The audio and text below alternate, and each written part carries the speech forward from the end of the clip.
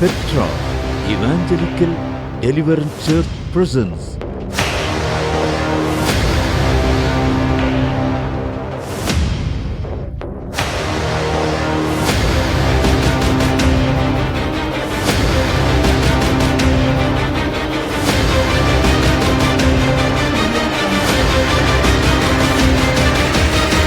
தீர்க்க தரிசன சத்தம், prophetic voice.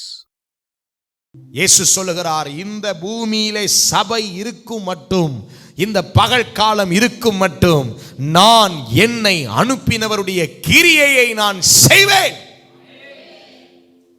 யாராலையும் இயேசுவை தடுக்கவே, யாராலையும் பரிசுத்த ஆவியானவரை தடுக்கவே, உங்களுக்கென்று தேவன் நிர்ணயிச்சதை யாராலையும் தடுக்க, உங்களுக்கென்று தேவன் செய்ய நினைத்ததை எந்த சத்துருவால, விசுவாசிக்கிறவங்க சொல்லலாம்ல, முடியாது. ஆனா ரகசிய வருகை வந்துருச்சு அப்படின்னா, we are getting into a period of night.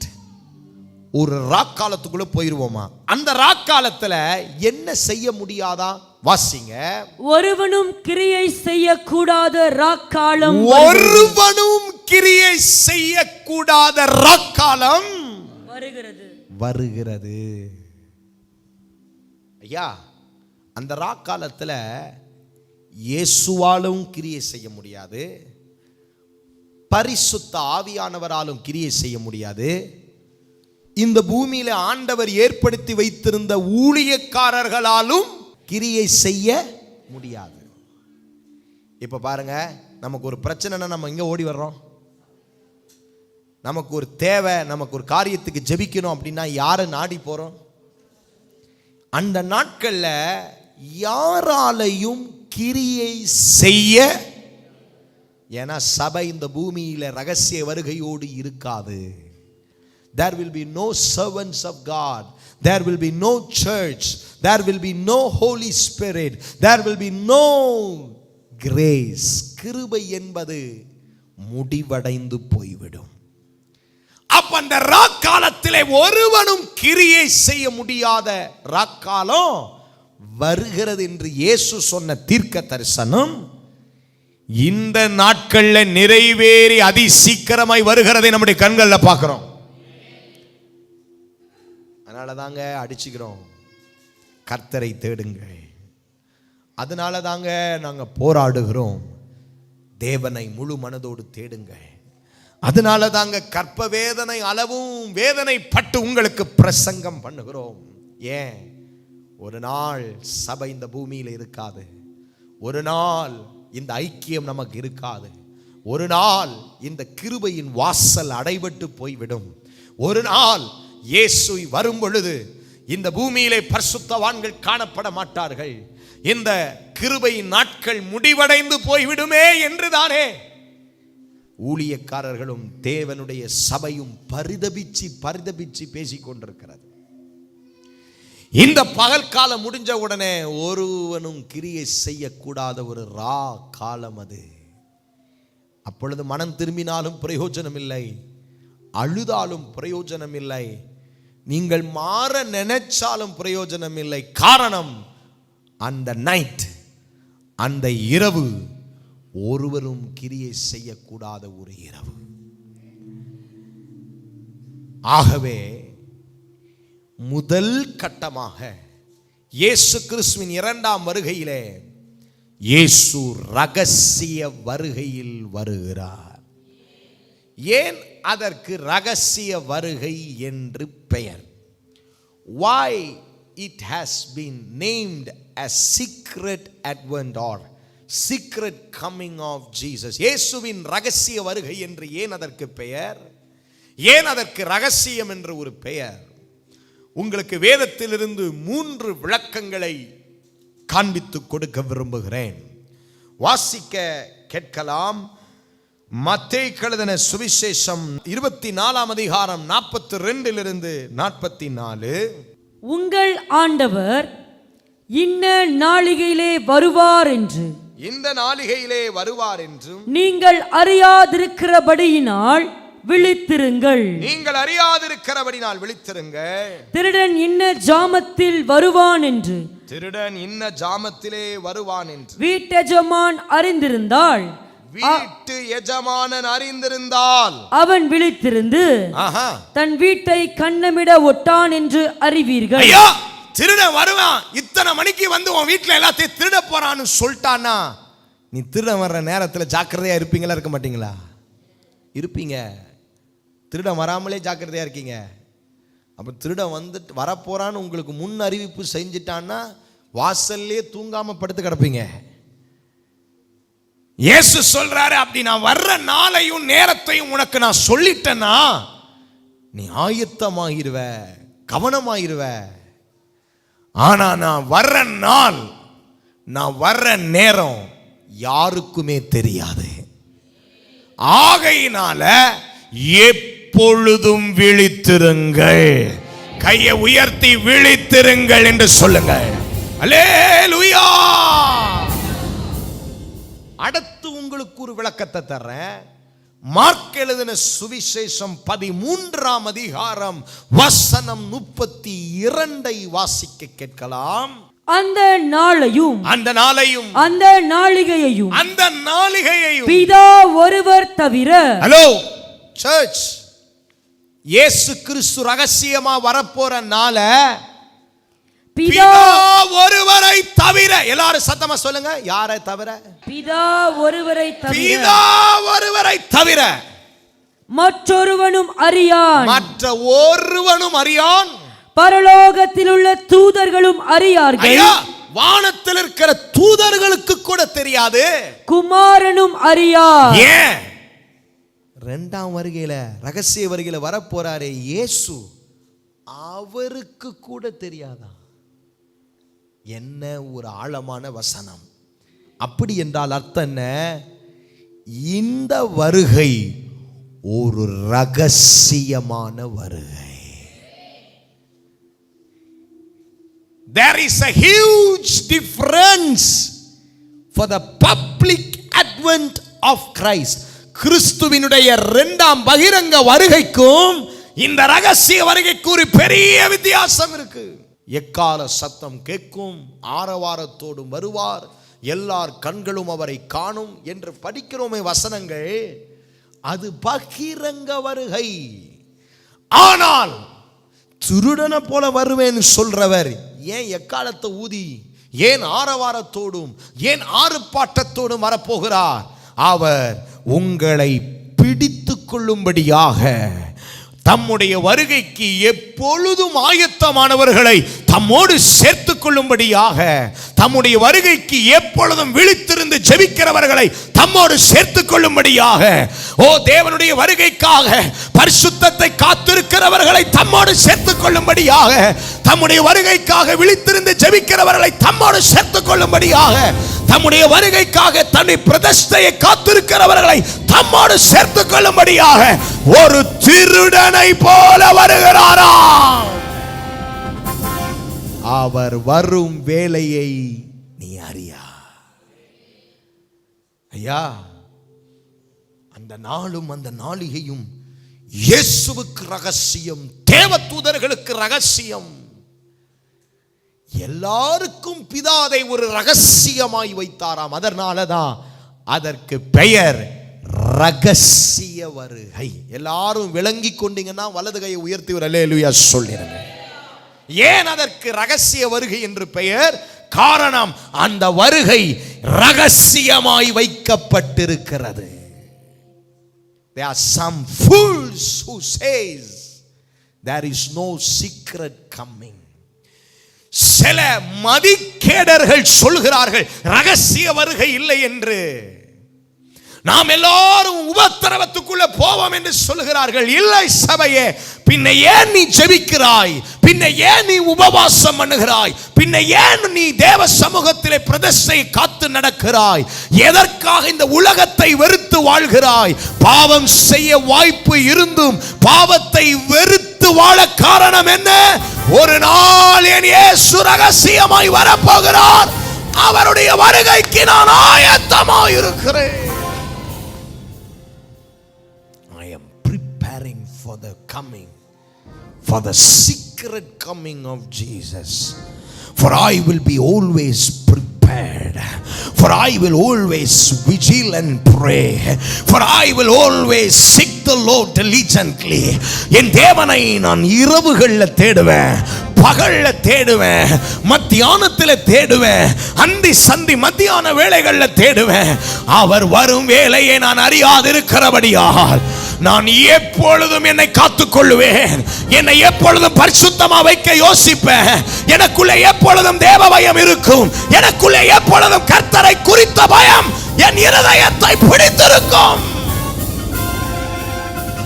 அப்படி ஒருவேளை ரகசிய வருகை இல்லை என்று சொன்னால், ஒருவேளை அவர் வரப்போகிறது இல்லை என்றால், அருமையானவர்களே, நாம் உபத்திரவ வழியா போறோம் அப்படின்னா எதற்கையா பரிசுத்தமா வாழணும், எதற்கையா ஜெபம் பண்ணணும், எதற்கையா பரிசுத்தத்திற்காக வாஞ்சிக்கணும்? நாம் எல்லாரும் உபத்திரவத்துல போறோமே, எதற்கையா சபைக்கு கூடி வரணும்? We have reason to pray. We have reason to gather to the church. We have reason to worship the Lord. தேவனை ஆராதிக்க ஒரு காரணம் உண்டு, செபிக்க ஒரு காரணம் உண்டு, தேவனுக்கு பயந்து வாழ ஒரு காரணம் உண்டு. அது என்ன காரணம்? இரவிலே திருடன் வருகிற வண்ணமாய் என் இயேசு வரப்போகிறார். அந்த காரணத்துக்காக தானே நான் எப்போதும் ஆயத்தமாக்கி வைக்கிறேன். For that reason I am preparing always. எப்போதும் விழித்திருக்கணுமா? லூக்கா 21:36 சொல்லுகிறது, வருகைக்கான அடையாளங்கள் என்னென்ன நடக்க போகுதுன்னு ஆண்டவர் லூக்கா 21 சொல்லிட்டு சொல்றாரு, இதுல எதிலையுமே நீ சிக்க மாட்ட, இதுல எதிலையுமே நீ உபத்திரவத்தில் கடந்து போக மாட்ட. நீ பரிசுத்தமாயிரு, நீ ஜெபத்தில் விழித்திரு, நீ உபவாசத்தில் விழித்திரு, நீ பரிசுத்தத்துக்காக வாஞ்சி தேவனுக்கு பயப்படுகிற பயத்துக்குள்ள வா. நீ எப்பொழுதும் பரிசுத்தத்துக்காக ஜெபிக்கும் பொழுது நான் உன்னை இவைகளுக்கு தப்பி உன்னை மனுஷகுமாரனுக்கு முன்பாக நிறுத்தி விடுவேன். வாசிப்போம் லூக்கா 21:36. ஆகையால் இனி சம்பவிக்க போகிற இவைகளுக்கெல்லாம் நீங்கள் தப்பி மனுஷகுமாரனுக்கு முன்பாக நிற்க பாத்திரவான்கள் எனப்படுவதற்கு எப்பொழுதும் ஜெபம் பண்ணி விழித்திருங்கள் என்றார். கரங்களை உயர்த்தி அல்லேலூயா சொல்லுங்கள்.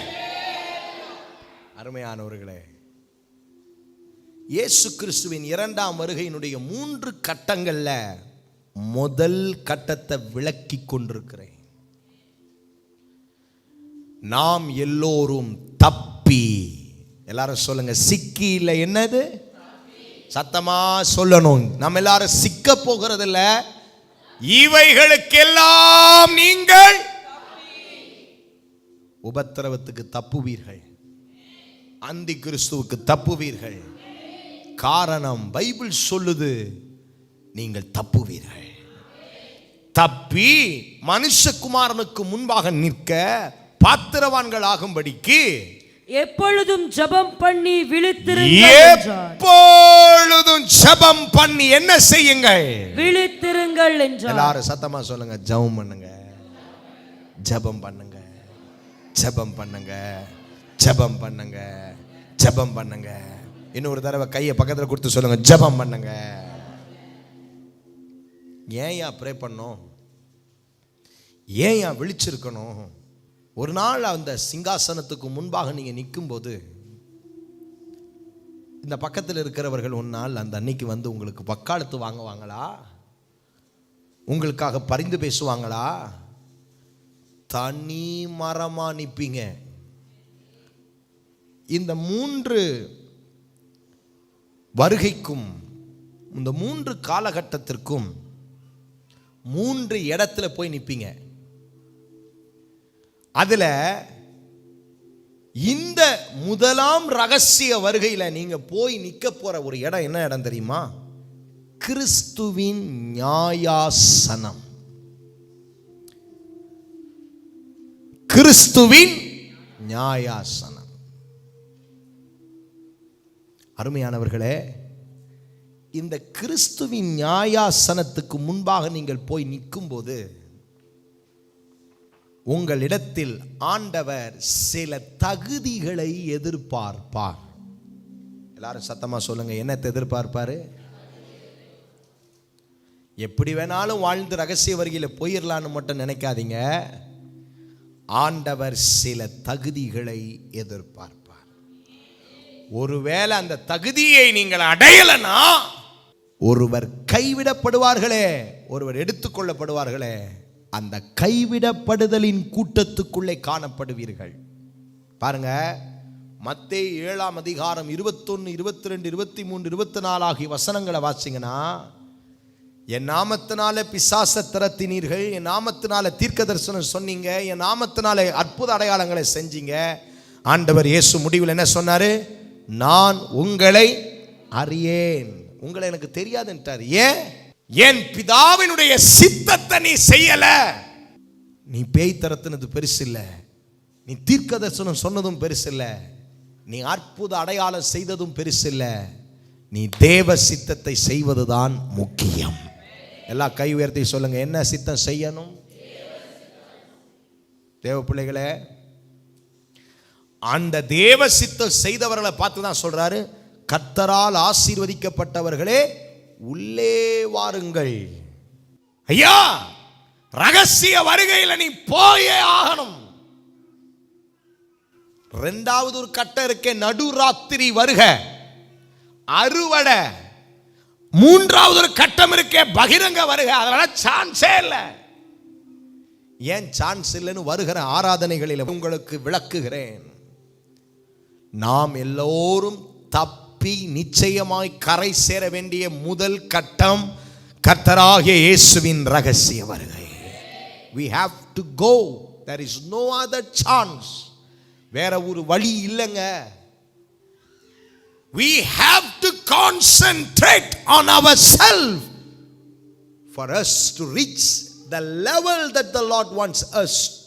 தேவன் நம்மிடத்தில் எதிர்பார்க்கிற தகுதியை நாம் அந்த நாளுக்குள்ள அடைஞ்சே ஆகணும்.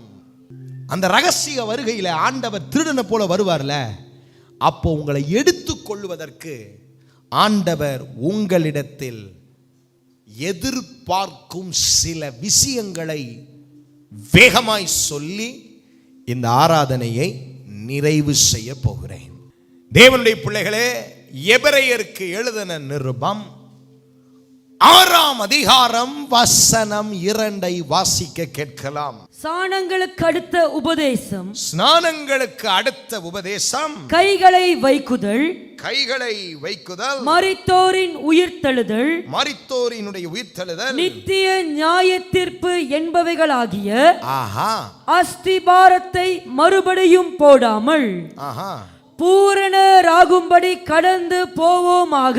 பூரணராகும்படிக்கு கடந்து போவோமாக. எல்லாரும் கோடிடுங்கள் அந்த வார்த்தையை, பூரணராகும்படி. பூரணராகும்படி. எல்லாரும் சொல்லுங்க, பூரணமாக வேண்டும். எதுலயா நான் பூரணாகணும்? அவருடைய ரகசிய வருகையிலே எடுத்துக்கொள்ளப்பட நான் எதிலே பூரணமாக வேண்டும்? நிறைய விஷயத்தில் நாம் பூரணமாக வேண்டியது இருக்கு. ஒரு பகுதியை இந்த நாளில் தியானிக்கலாம். இப்ப நான் உங்களுக்கு பிரசங்கம் பண்ணி கொண்டிருக்கிறது ஒரு மிகப்பெரிய ஆழமான சத்தியம். ஒரு அல்லேலூயா சொல்லுங்க. இதுல நுணுக்கங்களும் இதற்குள்ள இருக்கிற ஆழங்களும் கடலை போல போக போக போக போக போக உங்களுக்கு ரொம்ப இன்ட்ரெஸ்டிங்கா உங்களை ஆண்டுடைய வருகைக்கு ஆயத்தப்படுத்திடும். நான் இப்போ உங்களுக்கு ஆரம்பமா உங்களுக்கு ஒரு மேலோட்டமாக உங்களுக்கு ஒரு சில வரைபடத்தை வரைகிறேன். நீங்கள் இவைகளை பிடிச்சுக்கிட்டீங்கன்னா என் கூட ஓடி வரலாம், கற்றுக்கொள்ளலாம், நீங்கள் புரிந்து கொள்ளலாம், உங்களை நீங்கள் ஆயத்தப்படுத்தலாம். பக்கத்தில் தட்டி சொல்லுங்க, நீ ஆயத்தமாவறியோ இல்லையோ, நான் ஆயத்தமாவேன். இந்த வேர்டை திரும்பி சொல்லுங்க. நீ ஆயத்தமாகிறியோ இல்லையோ?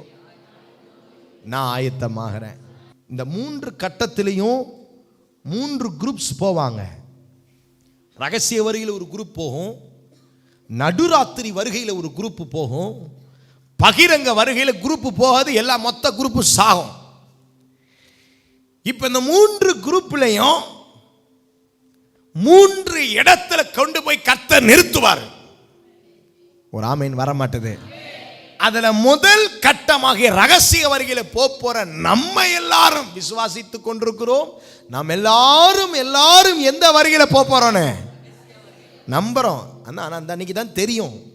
நம்ம எல்லாரும், நான் உங்களை சொன்ன நினைச்சுக்காதீங்க, நம்ம எல்லாருமே அந்த அன்னைக்கு தான் தெரியும் நம்ம எல்லாரும் அந்த கட்டத்தை பாஸ் பண்ண போறோமான்னு தெரியும். இப்ப நம்ம எல்லாரும் அந்த கட்டத்தை பாஸ் பண்ணா போய் நிக்க போற இடத்துக்கு ஒரு பெயர் கிறிஸ்துவின் நியாயாசனம். எல்லாரும் சத்தமா சொல்லுங்க. அது ஒரு வகையான நியாய தீர்ப்பு செய்யும் இடம். இட்ஸ் a place of, சத்தம் வர மாட்டேது, எழுதுறீங்களா? ரகசிய வருகையில போய் நிக்க போற இடம் என்ன இடம்? அந்த கிறிஸ்துவின் நியாயாசனம் என்றால் அந்த இடத்துல என்ன நடக்கும்? ஒரு வகையான நியாய தீர்ப்பு நடக்கும். என்ன நியாய தீர்ப்பு? அதுதான், ஒருவர் எடுத்துக்கொள்ளப்படுவார்கள், ஒருவர் கைவிடப்படுவார்கள். ஒருத்தர் லெஃப்ட் ஆகுறாங்களே, அதான் நியாய தீர்ப்பு. அந்த கிறிஸ்துவின் நியாயாசனத்தில் ஒருத்தர் கைவிடப்படுகிறார்களே, அதுதான் நியாய தீர்ப்பு. இப்ப அந்த கிறிஸ்துவின் நியாயாசனத்தில் உட்கார்ந்து இருக்கிற நம்முடைய தேவனுக்கு முன்பாக நாம் எல்லாரும் போய் நிற்கும் போது, ஹஸ்பண்ட் பக்கத்தில் வந்து நிற்பாரா? குடும்பமா ஜெபிக்க வாருங்கன்னு சொல்றோமே, அந்த மாதிரி குடும்பமா வந்து போய் அந்த கூண்டுல நிப்பீங்களா? ஃப்ரெண்டா யாராவது உங்களுக்கு அதிகமா ஜெபம் பண்ணிட்டே இருக்காங்களே, சொல்றாங்களே உனக்காக நான் ஜெபிக்கிறேன் சிஸ்டர்ன்றாங்களே, அவங்க வருவாங்களா? உயிர் நண்பி, உயிர் நண்பன் வருவானா? வர முடியாது. ஏன்னா அவனே போவானான்னு சந்தேகம் தான். Praise the Lord. அந்த அன்னைக்கு கிறிஸ்துவின் நியாயாசனத்துக்கு முன்பாக, உன் இரட்சகருக்கு முன்பாக, உன் ஆட்டுக்குட்டியானவருக்கு முன்பாக, அந்த கிறிஸ்துவின் நியாயாசனத்தில் நீ மட்டும்தான் தன்னந்தனியா நிற்பாய். அவர் உன்னை விசாரிக்கும் போது நீ என்ன சொல்லுவாய்? அந்த நாள்ல அவர் உன்னை விசாரிப்பாரு. அந்த நாள்ல கர்த்தர் உன்னை விசாரிப்பாரு. நீ பெற்ற ரட்சிப்பை விசாரிப்பாரு. நீ கேட்ட சத்தியத்தை விசாரிப்பாரு. உங்களுக்கு ஒரு விஷயம் சொல்லட்டா? இந்த 3 இடத்துல 3 விதமான நியாய தீர்ப்பு நடக்கும். 3 kinds of judgment will take place in these 3 parts of the second coming. அதுல இந்த முதல் கட்ட நியாய தீர்ப்பு எப்படிப்பட்ட நியாய தீர்ப்பு? இயேசு எப்படி நியாய தீர்ப்பு செய்வாரு? யோவானுக்கு எழுதின சுவிசேஷம் 12ஆம் அதிகாரம் 48வது வசனம். என்னை தள்ளி என் வார்த்தைகளை ஏற்றுக்கொள்ளாதவனை, என் வார்த்தையை ஏற்றுக்கொள்ளாதவனை நியாயம் தீர்க்கிறதென்று இருக்கிறது. நான் சொன்ன வசனமே, நான் உங்களுக்கு சொன்ன வசனமே அவனை கடைசி நாளில் நியாயம் தீர்க்கும். இந்த ஜட்ஜ்மென்ட் சீட் ஆஃப் கிரைஸ்ட். கிறிஸ்துவின் நியாயாசனம்னா இங்கிலீஷ்ல என்னது? Judgement seat of Christ. இந்த கிறிஸ்துவின் நியாயாசனத்துல நடக்க போகிற நியாய தீர்ப்பு எப்படி அப்படின்னா, நீங்க கேட்ட வசனமே உங்களை நியாயம் தீர்க்குமா? ஐயோ, அவனை கடைசி நாள்ல, ஐயா எவ்வளோ ஒரு பயங்கரமான வசனம் பார்த்தீங்களா?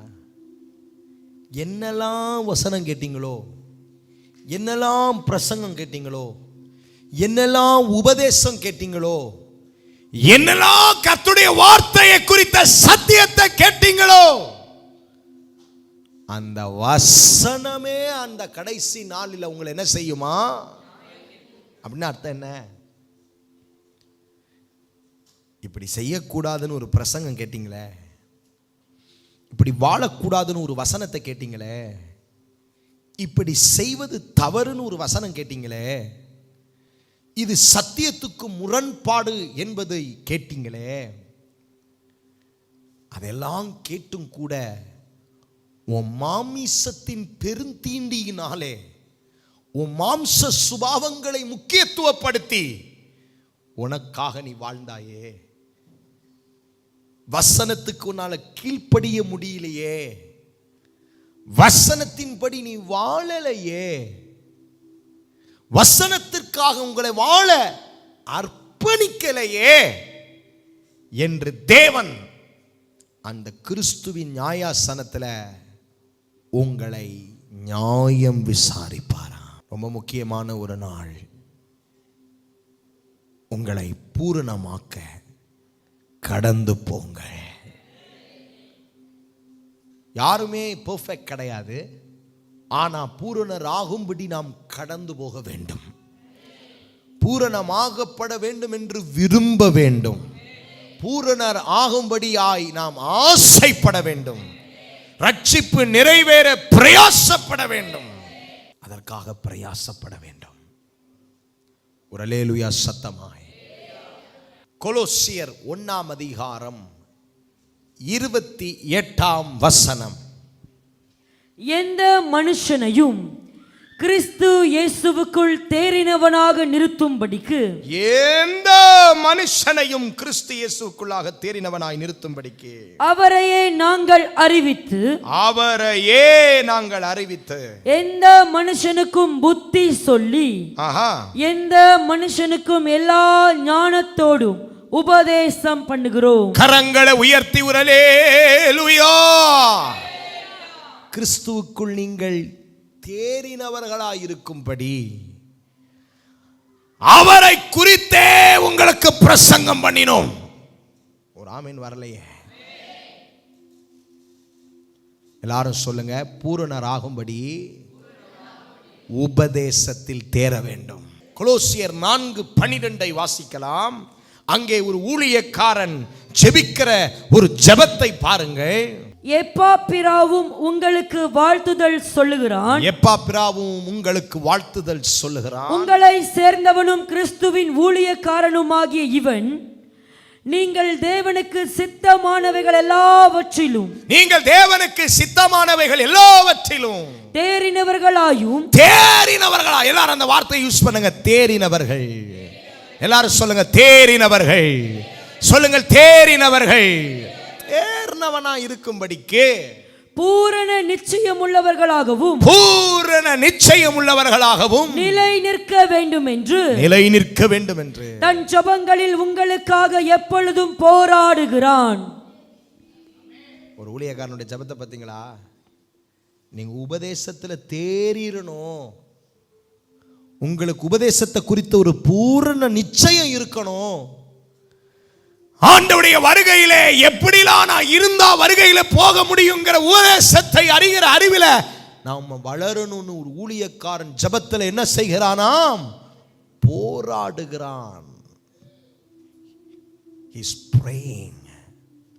ஒரு கம்ப்ளீட்டான தேவ சித்தத்தை, பூரண நிச்சயத்தை அறிவதற்கு, உடையவராக மாறுவதற்கு, உபதேசத்தில் தேறுவதற்கு ஊழியக்காரர்கள் ஜெபம் பண்ணுகிறோம்.